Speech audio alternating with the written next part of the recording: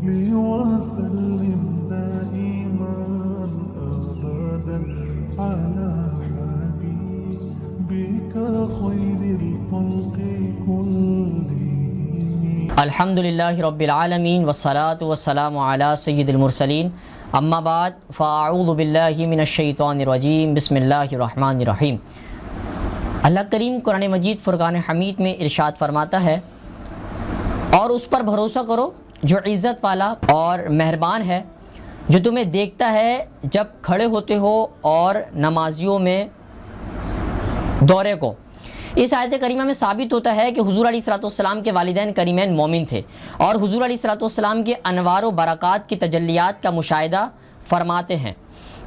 سیرت ابن حشام کے مطابق حضرت عبد المطلب کے نکاح میں 5 عورتیں آئیں، ان میں سے ایک عورت کا نام فاطمہ بنت عمر، اور آپ کا تعلق خاندان بنو مخزوم سے تھا، اور آپ کی زوجہ سے آپ کے 3 فرزند ہیں۔ حضرت ابو طالب، ان کا اصل نام عبد مناف تھا، زبیر اور عبداللہ حضور انور صلی اللہ علیہ وسلم کے والد گرامی، اور 4 بیٹیاں بیدہ، عاتقہ، برہ، امیمہ پیدا ہوئیں۔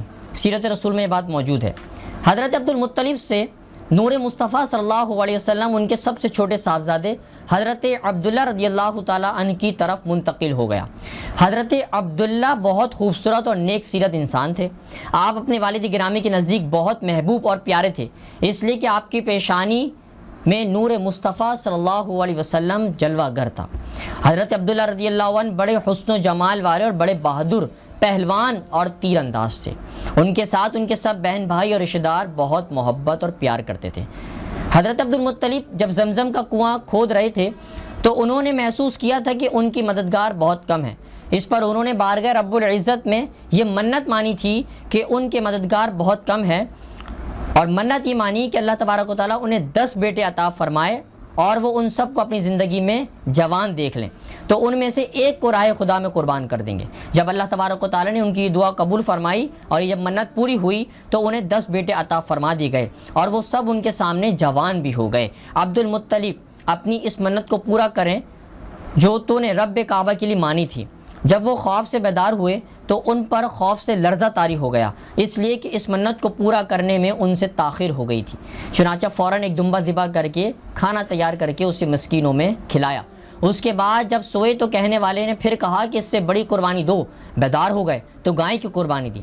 پھر جب سوئے تو کہنے والے نے کہا اس سے بڑی قربانی دو، اس سے بڑی چیز پیش کرو اللہ کی راہ میں۔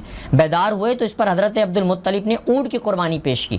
اس مرتبہ سوئے تو کہا گیا کہ اس سے بھی بڑی قربانی پیش کرو۔ عرض کی اس سے بڑھ کر کون سی قربانی پیش کروں؟ حکم ہوا تم نے فرزندوں میں سے ایک کو ذبح کرنے کی منت مانی تھی، اس منت کو پورا کرو۔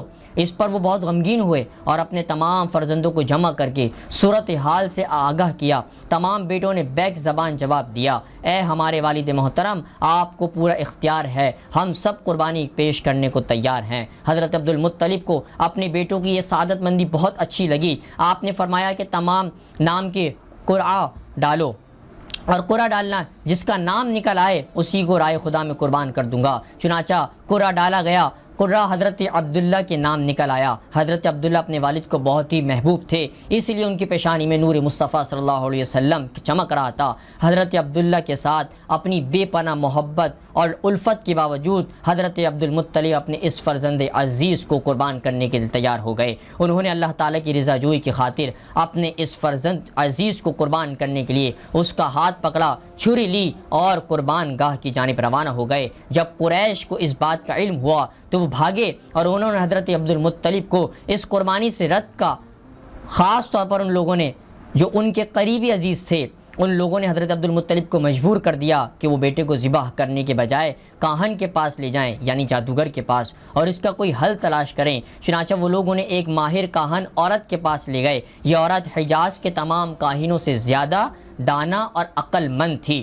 اس وقت تک جنات وغیرہ کا آسمانوں کی طرف جانا اور وہاں کی باتیں چوری چھپے سننا منع نہیں ہوا تھا۔ کہتے ہیں کہ وہ جنات وغیرہ کا کاہنوں کو آسمان پر ہونے والی گفتگو سے آگاہ کیا کرتے تھے اور انہیں اپنے کاموں کے نتیجے نکالنے میں مدد دیا کرتے تھے۔ چنانچہ قریش بھی حضرت عبد المطلب کو کاہنہ عورت کے پاس لے گئے۔ جب اس کاہنہ عورت نے حضرت عبد المطلب کی گفتگو سنی تو اس نے کہا کہ تم لوگ واپس چلے جاؤ اور کل آنا، اس دوران میں اپنے ہمزاد سے اس مسئلے کا حل معلوم کر لوں گی۔ جب دوسرے دن اس عورت کے پاس پہنچے تو اس کاہنہ عورت نے ان سے پوچھا کہ تم لوگوں کے ہاں ایک آدمی کی دیت کتنے اونٹ ہیں؟ لوگوں نے بتایا 10 اونٹ۔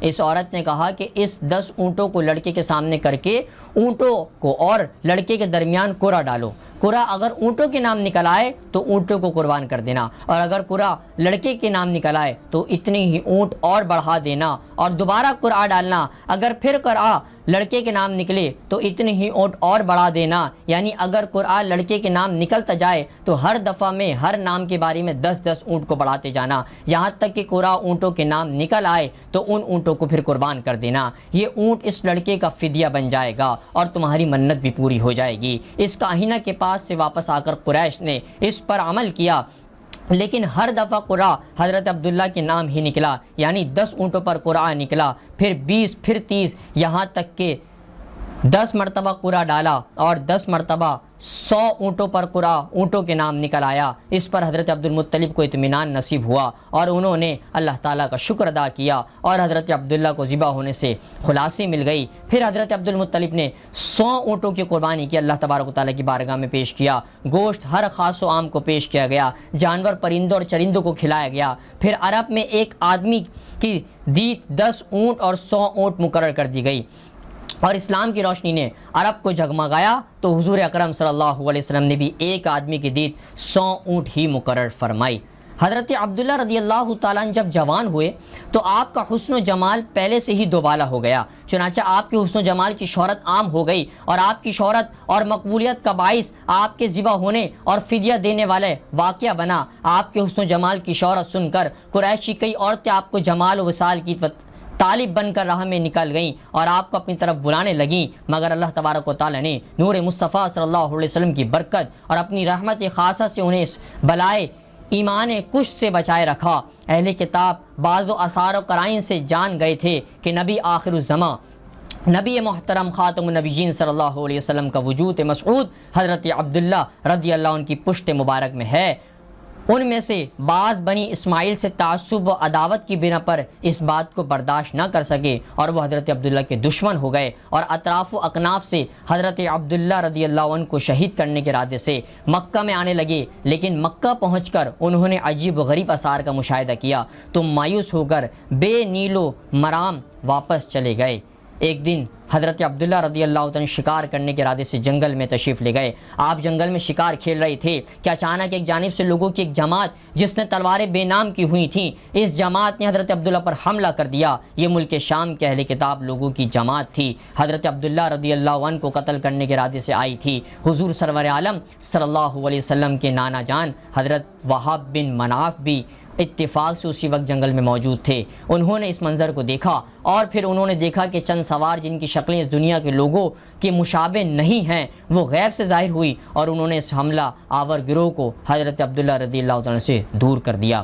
اس سے گفتگو انشاءاللہ آگے کے بیان میں کریں گے۔ اللہ تبارک و تعالی ہمیں نور مصطفیٰ صلی اللہ علیہ وسلم سمجھنے کی توفیق عطا فرمائے۔